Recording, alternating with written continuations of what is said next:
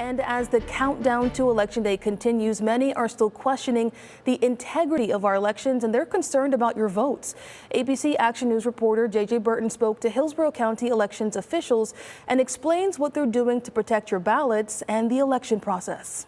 Abortion, the rising cost of groceries, gas, and rent, and the handling of the pandemic. Those are just some of the issues motivating voters across the country and right here in Tampa Bay to vote in this midterm election.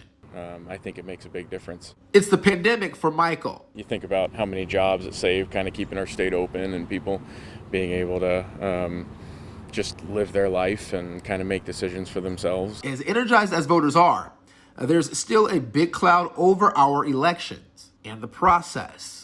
That cloud of former President Donald Trump's claims that the 2020 election was stolen from him. According to Newsweek, 40% of Americans still believe the big lie, even though it's been proven false. That's why I went to Hillsborough County's Supervisor of Elections, Craig Latimer, and asked him this. How do you make sure that these ballots are sealed and protected for folks who might question the credibility? Before every election, we conduct a public logic and accuracy test, where we take a random sample of the tabulators and we run what's called a test deck through them to ensure that they can see every space on that ballot where a vote can be cast and that they're accurate, and they are.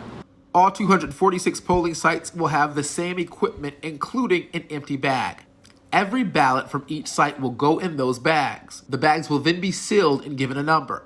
Those numbers are called out before the workers bring the bags back to headquarters on election night. When voting ends, the clerk at each site will print out 2 copies of results. 1 copy will come back to headquarters. The other will be posted on the door at each site for people to see. Then after the election, by law, every county in this state has to perform a post-election audit.